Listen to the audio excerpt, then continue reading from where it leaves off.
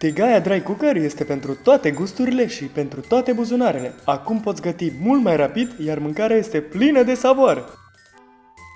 Bună ziua! Sunt Ionuț Bagmoianu și după cum știți sunt fan declarat Tigaia Dry Cooker.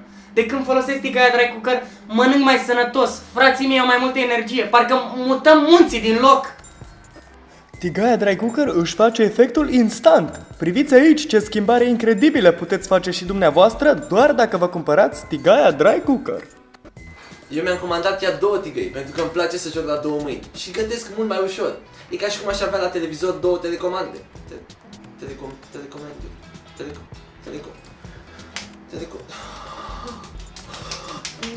Nu.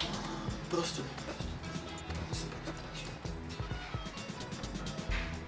Înainte de dry cooker, câinele ăsta era pisică. Acum e dry cooker. De când avem dry cooker avem mult mai multă energie. Te miști dry cooker, dansezi dry cooker, mergi dry cooker, dry cooker seara, dry cooker noaptea, dry cooker dimineața, dry cooker înainte de muncă, dry cooker după club, dry cooker înainte de activitățile extracurriculare. Scoate basul. Bagă înapoi. Cu dry cooker poți să începi o petrecere.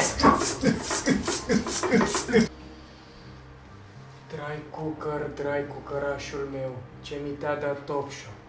Amin.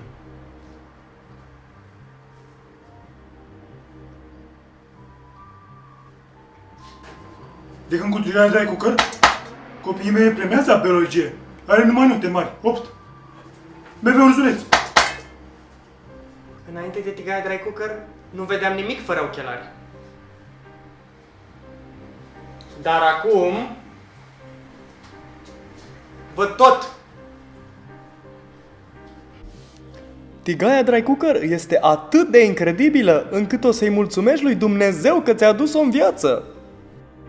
Acum vom vedea cu adevărat cât de senzațională este Tigaia Dry Cooker. Wow! Am terminat de gătit mâncarea. Wow! Acum trebuie să spălăm tigaia, wow! Da! O punem frumos pe masă, avem un pahar cu apa, avem bol de sănătate.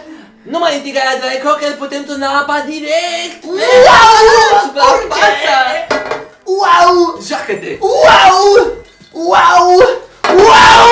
E wow! Și acum o putem șterge cu un șervețel. Paharul cu apa, turnăm apa. Wow! Curge! Indica...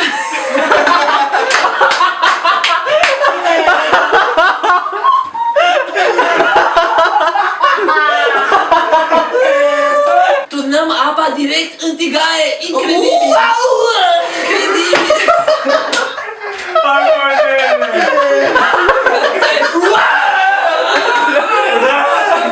O putem șterge un pic! Wow! Wow!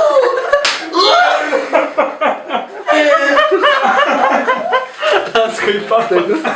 Trebuie să stau așa.